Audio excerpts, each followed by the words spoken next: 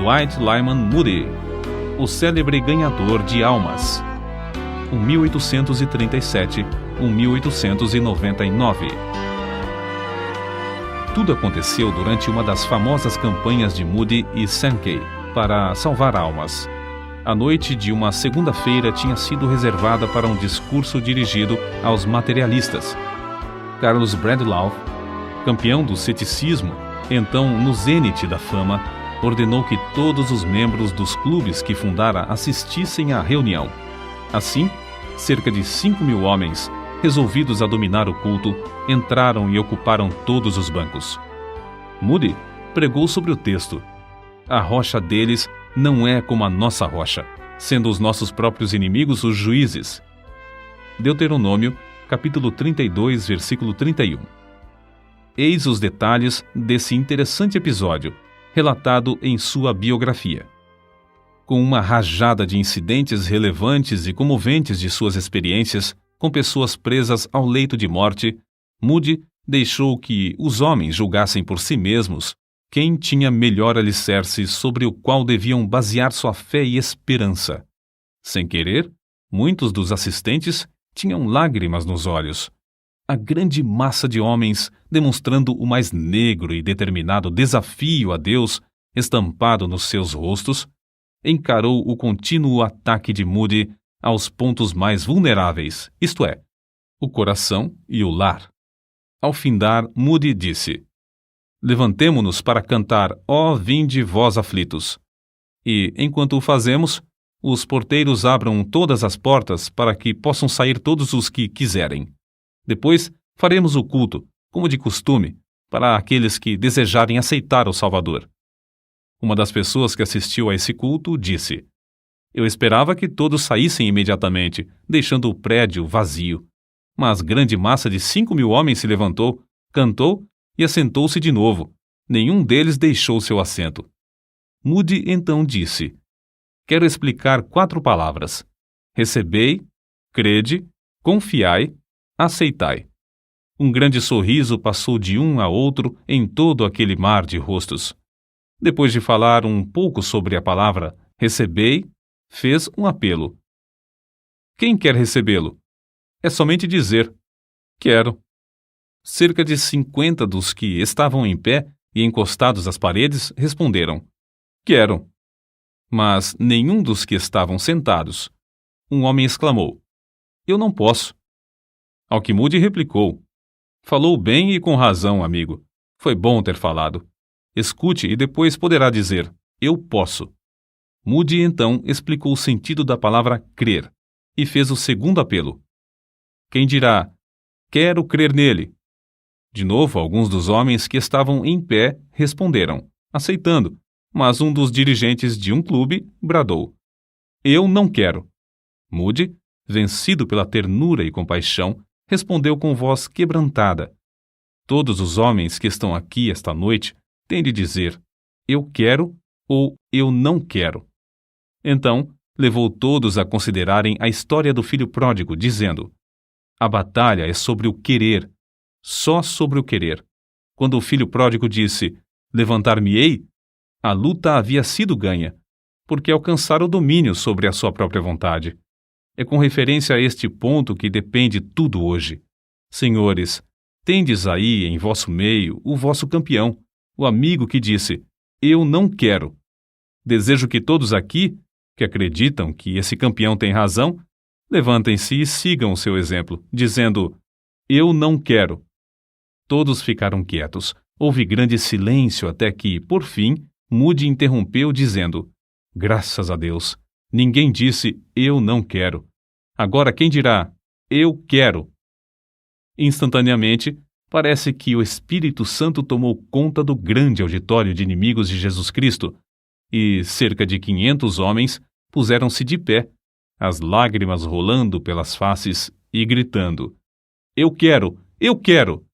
Clamaram até que todo o ambiente se transformou. A batalha foi ganha. O culto terminou sem demora, para que se começasse a obra entre aqueles que estavam desejosos de salvação.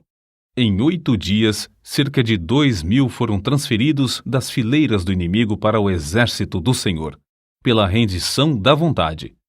Os anos que se seguiram provaram a firmeza da obra, pois os clubes nunca se ergueram. Deus, na sua misericórdia e poder, os aniquilou por seu evangelho. Um total de 500.000 preciosas almas ganhas para Cristo é o cálculo da colheita que Deus fez por intermédio de seu humilde servo, Dwight Lyman Moody. R.A. Torrey, que o conheceu intimamente, considerava-o com razão o maior homem do século XIX, isto é, o homem mais usado por Deus para ganhar almas. Não é exagero dizer que, hoje em dia, muitas décadas depois de sua morte, os crentes se referem ao seu nome mais do que a qualquer outro nome depois dos tempos dos apóstolos. Que ninguém julgue, contudo, que Dwight Lyman Moody era grande em si mesmo ou que tinha oportunidades que os demais não têm. Seus antepassados eram apenas lavradores que viveram por 7 gerações, ou 200 anos, no Vale do Connecticut, nos Estados Unidos. Dwight nasceu a 5 de fevereiro de 1837, de pais pobres, o 6º entre 9 filhos. Quando era ainda pequeno, seu pai faleceu, e os credores tomaram conta do que ficou, deixando a família destituída de tudo, até da lenha para aquecer a casa em tempo de intenso frio. Não há história que comova e inspire tanto quanto a daqueles anos de luta da viúva, mãe de Dwight. Poucos meses depois da morte de seu marido, nasceram-lhe gêmeos, e o filho mais velho tinha apenas 12 anos. O conselho de todos os parentes foi que ela entregasse a prole para outros criarem, mas com invencível coragem e santa dedicação a seus filhos, ela conseguiu criar todos os 9 no próprio lar. Guarda-se ainda, como tesouro precioso, sua Bíblia com as palavras de Jeremias capítulo 49, versículo 11, sublinhadas. Deixa os teus órfãos, eu os conservarei em vida, e confiem em mim, tuas viúvas. Pode-se esperar outra coisa a não ser que os filhos ficassem ligados à mãe e que crescessem para se tornarem homens e mulheres que conhecessem o mesmo Deus que ela conhecia? Assim se expressou Dwight, ao lado do ataúde de sua mãe, quando ela faleceu com a idade de 90 anos. Se posso conter-me, quero dizer algumas palavras. É grande honra ser filho de uma mãe como ela. Já viajei muito, mas nunca encontrei alguém como ela. Ligava a si seus filhos de tal maneira que representava um grande sacrifício para qualquer deles afastar-se do lar. Durante o primeiro ano, depois que meu pai faleceu, ela adormecia todas as noites chorando. Contudo, estava sempre alegre e animada na presença dos filhos. As saudades serviam para chegá-la mais perto de Deus. Muitas vezes eu me acordava e ela estava orando, às vezes chorando. Não posso expressar a metade do que desejo dizer. Aquele rosto, como é querido! Durante 50 anos não senti gozo maior do que o gozo de voltar a casa. Quando estava ainda a 75 quilômetros de distância, já me sentia tão inquieto e desejoso de chegar que me levantava do assento para passear pelo carro até o trem chegar à estação. Se chegava depois de anoitecer, sempre olhava para ver a luz na janela da minha mãe. Senti-me tão feliz esta vez por chegar a tempo de ela ainda me reconhecer. Perguntei-lhe: Mãe, me conhece? Ela respondeu: Ora, se eu te conheço. Aqui está sua Bíblia. Assim gasta, porque é a Bíblia do lar. Tudo o que ela tinha de bom veio deste livro. E foi dele que nos ensinou. Se minha mãe foi uma bênção para o mundo, é porque bebia desta fonte. A luz da viúva brilhou do outeiro durante 50 anos. Que Deus a abençoe, mãe. Ainda a amamos. Adeus, por um pouco, mãe. Ao contemplar o êxito de Dwight Lyman Moody, somos constrangidos a acrescentar: quem pode calcular as possibilidades de um filho criado num lar onde os pais amam sinceramente ao Pai Celestial, a ponto de chamar diariamente todos os filhos para escutarem a sua voz na leitura da Bíblia e reverentemente clamarem a ele em oração? Todos os filhos da viúva Moody assistiam aos cultos nos domingos e levavam merenda para passar o dia inteiro na igreja. Tinham de ouvir 2 prolongados sermões, e, no intervalo, assistir à escola dominical. Dwight, depois de trabalhar a semana inteira, achava que sua mãe exigia demais, obrigando-o a assistir aos sermões, os quais não compreendia, mas, por fim, chegou a ser agradecido a essa boa mãe pela dedicação nesse sentido. Com a idade de 17 anos, Moody saiu de casa para trabalhar na cidade de Boston, onde achou emprego na sapataria de um tio seu. Continuou a assistir aos cultos, mas ainda não era salvo. Notai bem os que vos dedicais à obra de ganhar almas. Não foi num culto que Dwight Moody foi levado ao Salvador. Seu professor de escola dominical, Eduardo Kimball, conta: resolvi falar-lhe acerca de Cristo e de sua alma. Vacilei um pouco em entrar na sapataria. Não queria embaraçar o moço durante as horas de serviço. Por fim, entrei, resolvido a falar sem mais demora. Achei Moody nos fundos da loja, embrulhando calçados. Aproximei-me logo dele e, colocando a mão sobre seu ombro, fiz o que depois parecia-me um apelo fraco, um convite para aceitar a Cristo. Não me lembro do que eu disse, nem mesmo Moody podia lembrar-se alguns anos depois. Simplesmente falei do amor de Cristo para com ele, e o amor que Cristo esperava dele de volta. Parecia-me que o moço estava pronto para receber a luz que o iluminou naquele momento, e lá nos fundos da sapataria entregou-se a Cristo. Na história dos crentes, através dos séculos, não há crente que fosse, no zelo, menos remisso, e no espírito, mais fervoroso em servir ao Senhor, desde a conversão até o dia da morte, do que Moody de Northfield. Quantas vezes depois o Sr. Kimball dava graças a Deus por não ter sido desobediente à visão celestial. Qual teria sido o resultado se não tivesse falado ao moço naquela manhã na sapataria? Era costume das igrejas daquela época alugarem os assentos. Moody, logo depois da sua conversão, transbordando de amor para com seu Salvador, pagou o aluguel de um banco, percorrendo as ruas, hotéis e casas de pensão à procura de homens e meninos que pudessem enchê-lo em todos os cultos. Depois alugou mais um, depois outro, até conseguir encher 4 bancos, todos os domingos. Mas isso não era suficiente para satisfazer o amor que sentia para com os perdidos.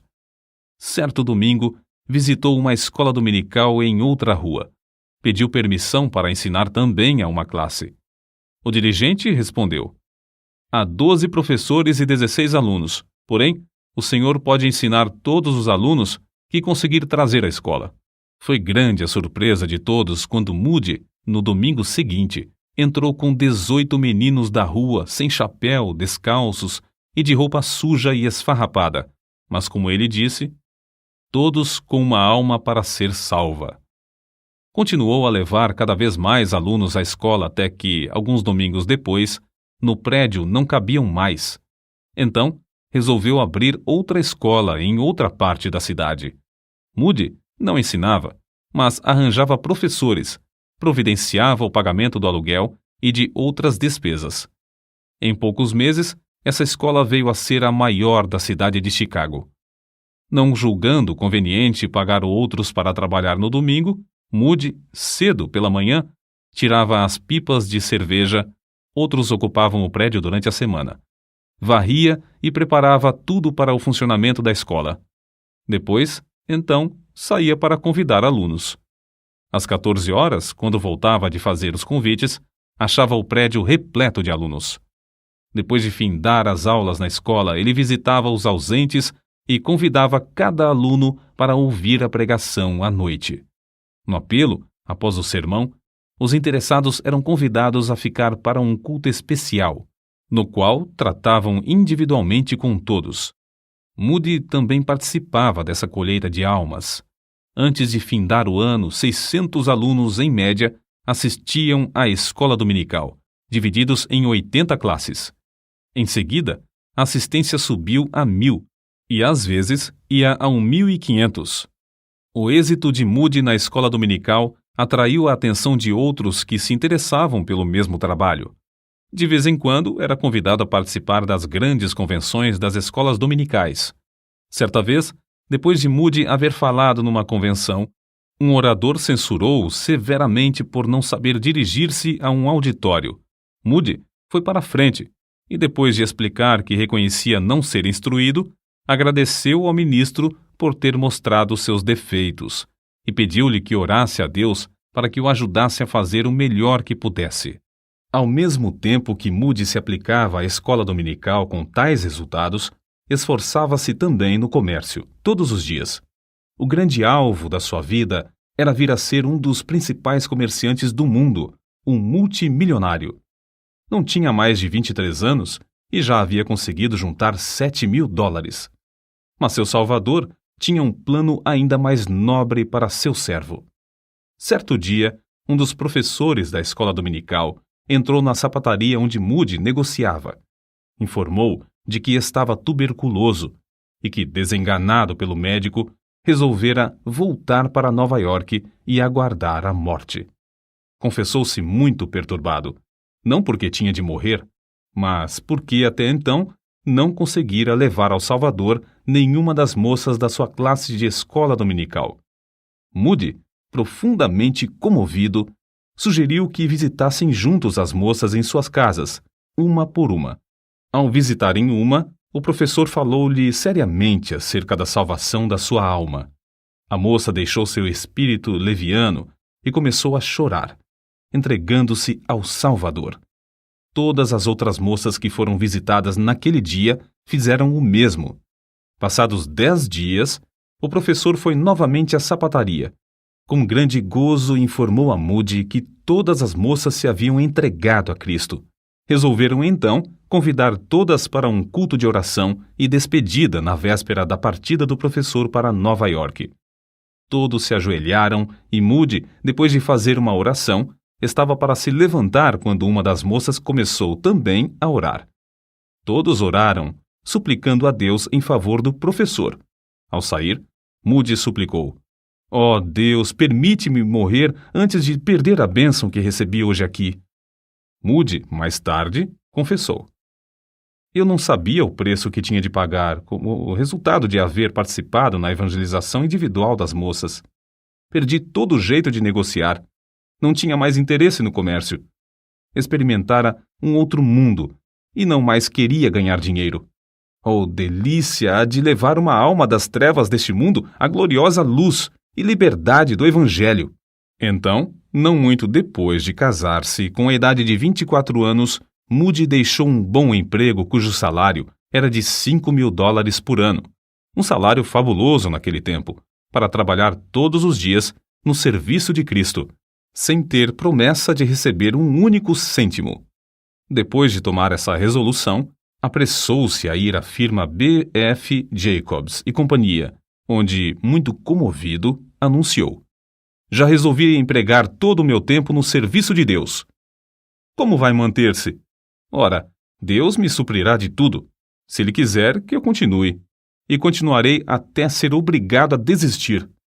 É muito interessante notar o que ele escreveu não muito depois, a seu irmão Samuel. "Caro irmão, as horas mais alegres que já experimentei na terra foram as que passei na obra da escola dominical. Samuel, arranja uma classe de moços perdidos, leva-os à escola dominical, pede a Deus sabedoria e instrui-os no caminho da vida eterna." Ao mesmo tempo em que Moody descrevia sua alegria, foi obrigado a deixar a pensão, a alimentar-se mais simplesmente e a dormir num dos bancos do salão. Acerca de seu desprendimento ao dinheiro, R.A. Torrey fez esta observação: "Ele, Moody, disse-me que, se tivesse aceitado lucros provenientes da venda dos inários por ele publicados, eles somariam $1 milhão. Porém, Moody recusou-se a tocar naquele dinheiro, embora por direito fosse seu. Numa certa cidade visitada por Moody nos últimos dias de sua vida, estando eu em sua companhia, foi publicamente anunciado que ele não aceitaria qualquer recompensa por seus serviços. O fato era que ele quase não tinha outros meios de sustento, senão aquilo que recebia nas suas conferências. Não desejava métodos sensacionais, mas usou os mesmos métodos humildes até o fim da vida. Sermão dirigido direto aos ouvintes, Aplicação prática da mensagem do Evangelho à necessidade individual. Solos cantados sob a unção do Espírito. Apelo para que o perdido se entregasse imediatamente. Uma sala ao lado para onde levava os que se achavam em dificuldades em aceitar a Cristo. Estímulo a que os salvos trabalhassem entre os interessados e recém-convertidos. 1 hora de oração ao meio-dia, diariamente, e cultos que duravam dias inteiros. O próprio Moody afirmou: se estamos cheios do Espírito e de poder, um dia de serviço com poder vale mais do que 1 ano de serviço sem esse poder. Se estamos cheios do Espírito, ungidos, nossas palavras alcançarão os corações do povo. Na Inglaterra, as cidades de York, Sunderland, Bishop, Auckland, Carlisle e Newcastle foram vivificadas como nos dias de Whitefield e Wesley.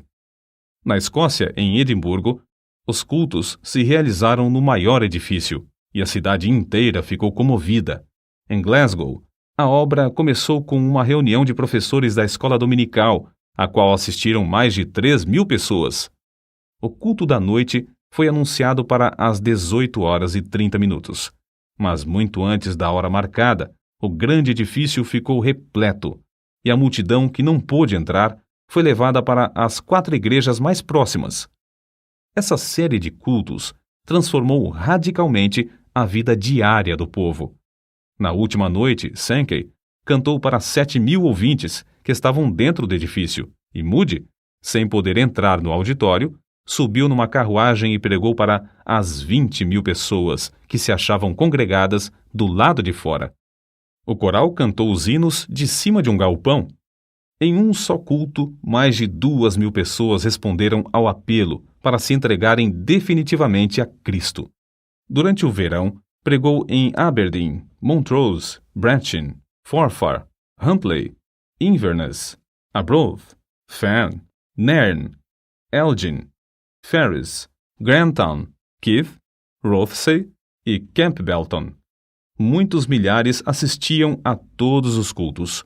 Na Irlanda, Moody pregou nos maiores centros com os mesmos resultados, como na Inglaterra e Escócia. Os cultos em Belfast continuaram durante 40 dias.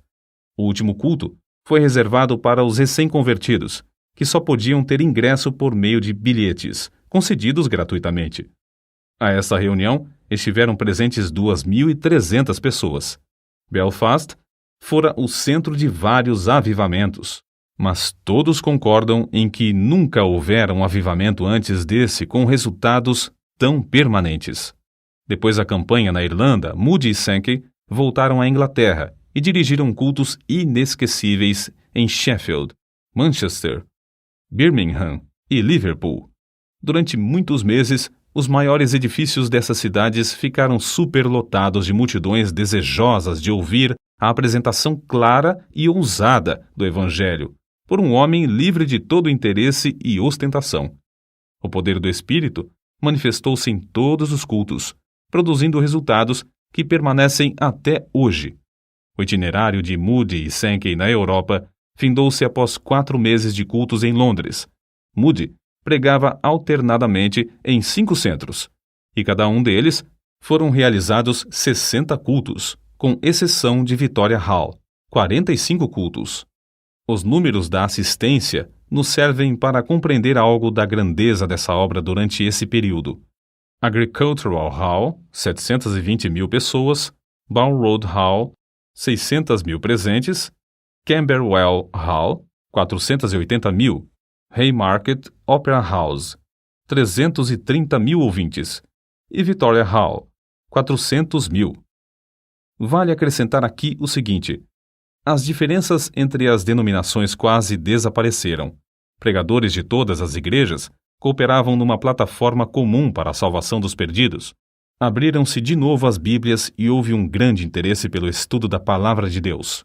Quando Moody saiu dos Estados Unidos em 1873, era conhecido apenas em alguns estados, e tinha fama apenas como obreiro da escola dominical e da Associação Cristã de Moços.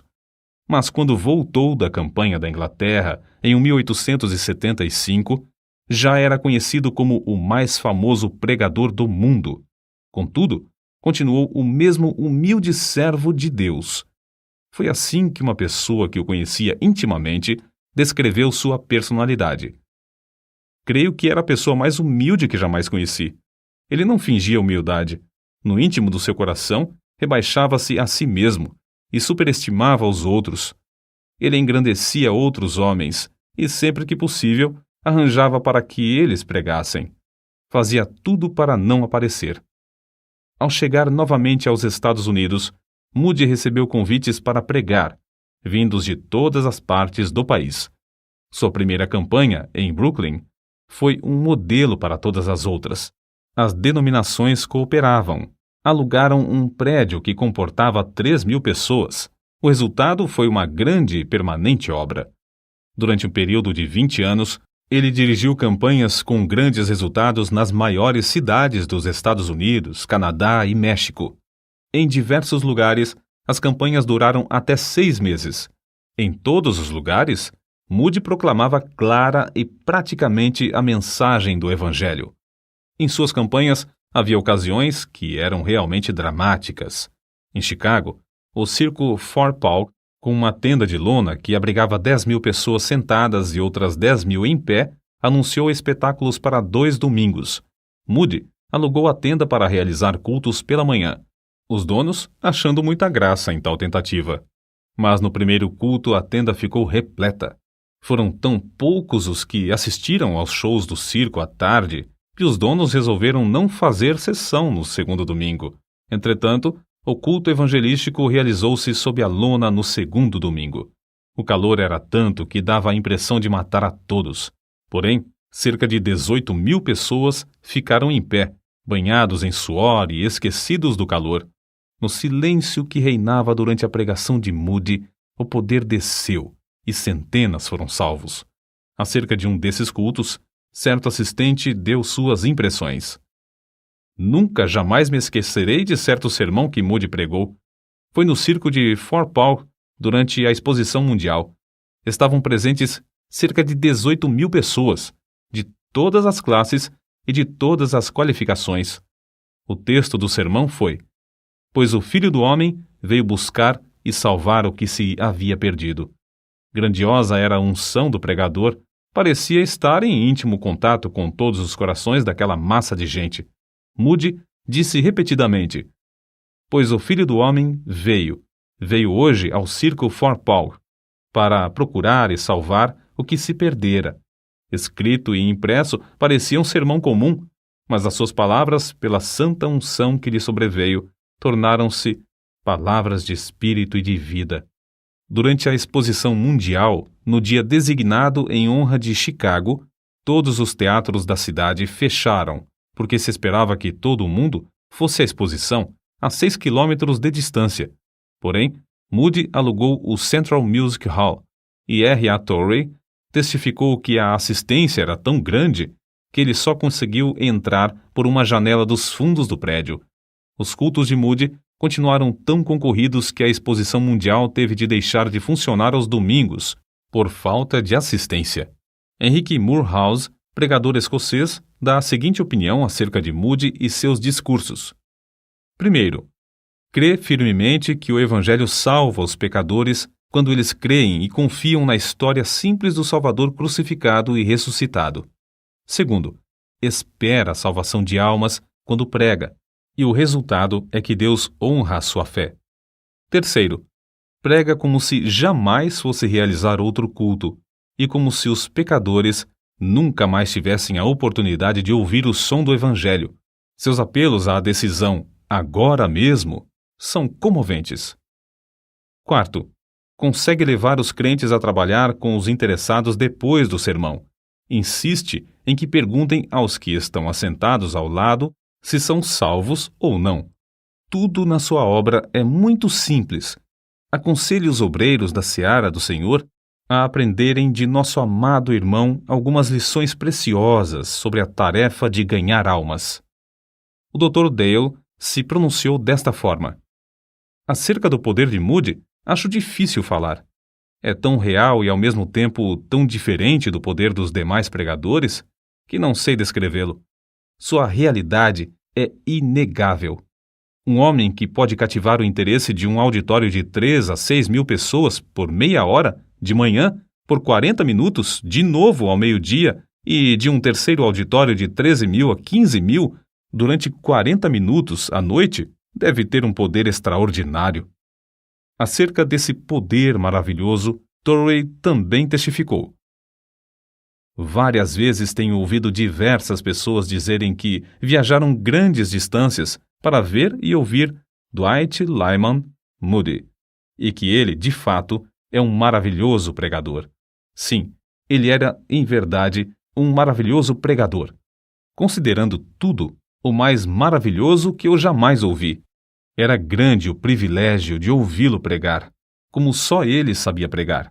Contudo, conhecendo-o intimamente, quero testificar que Moody era maior como intercessor do que como pregador.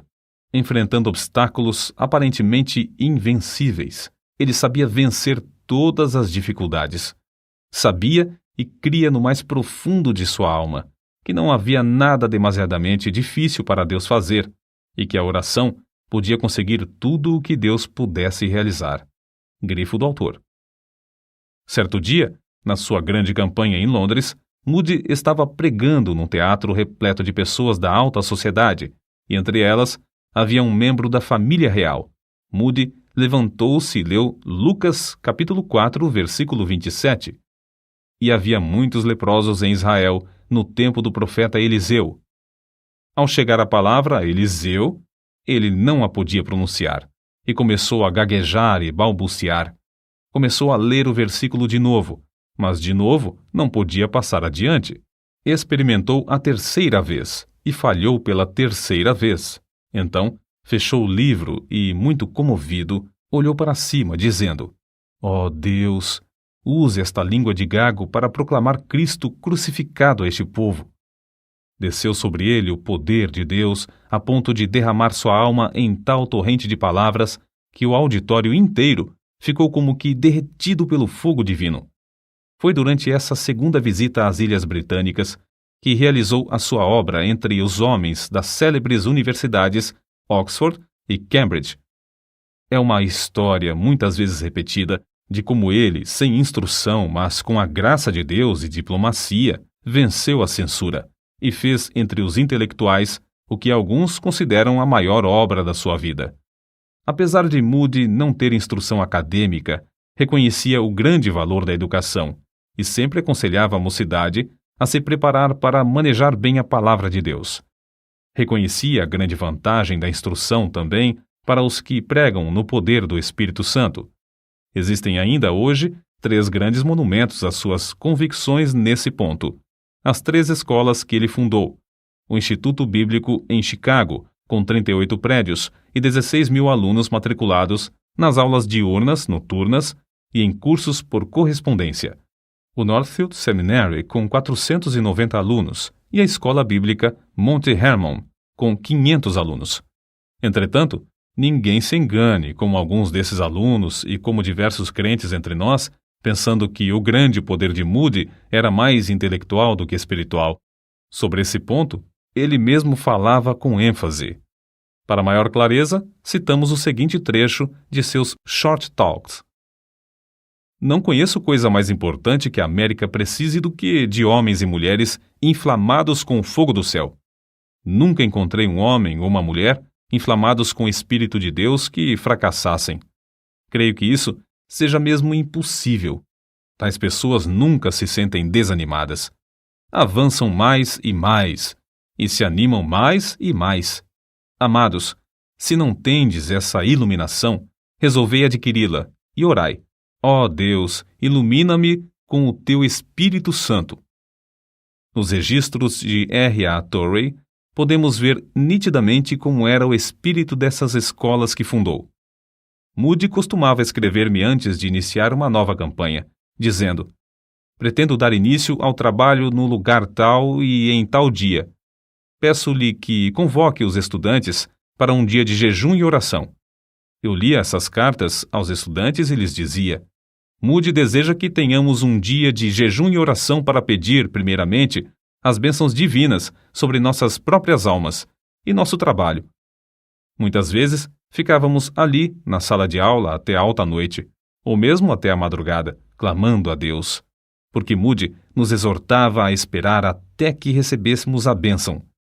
Quantos homens e mulheres não tenho eu conhecido, cujas vidas e caráter foram transformados por aquelas noites de oração? E quantos têm conseguido grandes coisas em muitas terras como resultado daquelas horas gastas em súplicas a Deus? Até o dia da minha morte, não poderei esquecer-me de 8 de julho de 1894. Era o último dia da Assembleia dos Estudantes de Northfield. Às 15 horas, reunimos-nos em frente à casa da progenitora de Moody. Havia 456 pessoas em nossa companhia. Depois de andarmos alguns minutos, Moody achou que podíamos parar. Nós nos sentamos nos troncos de árvores caídas, em pedras ou no chão. Moody, então, franqueou a palavra, dando licença para qualquer estudante expressar-se. Uns 75 deles, um após outro, levantaram-se dizendo: Eu não pude esperar até às 15 horas, mas tenho estado sozinho com Deus desde o culto de manhã e creio que posso dizer que recebi o batismo com o Espírito Santo. Ouvindo o testemunho desses jovens, Moody sugeriu o seguinte: Moços, por que não podemos nos ajoelhar aqui, agora, e pedir que Deus manifeste em nós o poder do Espírito de um modo especial, como fez aos apóstolos no dia de Pentecostes? E ali, na montanha, oramos. Na subida, tínhamos notado como se iam acumulando nuvens pesadas. No momento em que começamos a orar, principiou a chuva a cair sobre os grandes pinheiros e sobre nós. Porém, houve uma outra qualidade de nuvem que havia 10 dias estava se acumulando sobre a cidade de Northfield. Uma nuvem cheia da misericórdia, da graça e do poder divino, de sorte que, naquela hora, parecia que nossas orações bombardeavam essas nuvens, fazendo descer sobre nós, em grande poder, a virtude do Espírito Santo. Homens e mulheres, eis o que todos nós carecemos: o batismo com o Espírito Santo. As anotações de R. A. Torrey também dão conta de como Moody era mesmo um estudante incansável. Todos os dias da sua vida, até o fim, segundo creio, ele se levantava muito cedo de manhã para meditar na palavra de Deus. Costumava deixar sua cama às 4 horas da madrugada, mais ou menos, para estudar a Bíblia. Um dia ele me disse: Para estudar, preciso me levantar antes que as outras pessoas acordem. Ele se fechava num quarto afastado do resto da família, sozinho com a sua Bíblia e com o seu Deus. Pode-se falar em poder, porém, ai do homem que negligenciar o único livro dado por Deus, que serve de instrumento por meio do qual ele dá e exerce seu poder. Um homem pode ler inúmeros livros e assistir a grandes convenções. Pode promover reuniões de oração que duram noites inteiras, suplicando o poder do Espírito Santo, mas se tal homem não permanecer em contato íntimo e constante com um único livro, a Bíblia, não lhe será concedido o poder. Se já tem alguma força, não conseguirá mantê-la, senão pelo estudo diário, sério e intenso desse livro. Tudo no mundo tem de findar. Chegou o tempo também para Dwight Lyman Moody findar o seu ministério aqui na Terra. Em 16 de novembro de 1899, no meio de sua campanha em Kansas City, com auditórios de 15.000 pessoas, pregou seu último sermão. É provável que soubesse que seria o último. Certo é que seu apelo era ungido com poder vindo do alto, e centenas de almas foram ganhas para Cristo. Para a nação, a sexta-feira, 22 de dezembro de 1899, foi o dia mais curto do ano, mas para Dwight Lyman Moody foi o dia que clareou, foi o começo do dia que nunca findará. Às 6 horas da manhã, dormiu um ligeiro sono. Então, os seus queridos ouviram-no dizer em voz clara: Se isto é a morte, não há nenhum vale. Isto é glorioso. Entrei pelas portas e vi as crianças, 2 de seus netos já falecidos. A terra recua, o céu se abre perante mim. Deus está me chamando. Então virou-se para sua esposa, a quem ele queria mais do que a todas as pessoas, depois de Cristo, e disse: Tu tens sido para mim uma boa esposa. No singelo culto fúnebre, Torrey, Scofield, Sankey e outros falaram à grande multidão comovida. Depois, o ataúde foi levado pelos alunos da escola bíblica Monte Hermon a um lugar alto que ficava próximo, chamado Round Top. 3 anos depois, a fiel serva de Deus, Emma Moody, sua esposa, também dormiu em Cristo e foi enterrada ao lado do marido no mesmo alto, onde permanecerão até o glorioso dia da ressurreição. Contemplemos de novo, por um momento, a vida extraordinária desse grande ganhador de almas. Quando o jovem Moody chorava sob o poder do alto na pregação do jovem Spurgeon, foi inspirado a exclamar: se Deus pode usar Spurgeon, Ele me pode usar também. A biografia de Moody é a história de como ele vivia completamente submisso a Deus. Para esse fim, R.A. Torrey disse: o primeiro fator por cujo motivo Moody foi instrumento tão útil nas mãos de Deus é que ele era um homem inteiramente submisso à vontade divina. Cada grama daquele corpo de 127 quilos pertencia ao Senhor. Tudo o que ele era e tudo o que tinha pertencia inteiramente a Deus. Se nós, tu e eu, ouvinte, queremos ser usados por Deus, temos de nos submeter a Ele absolutamente e sem reservas. Ouvinte, resolve agora, com a mesma determinação e pelo auxílio divino. Se Deus podia usar Dwight Lyman Moody, Ele me pode usar também. Que assim seja. Amém.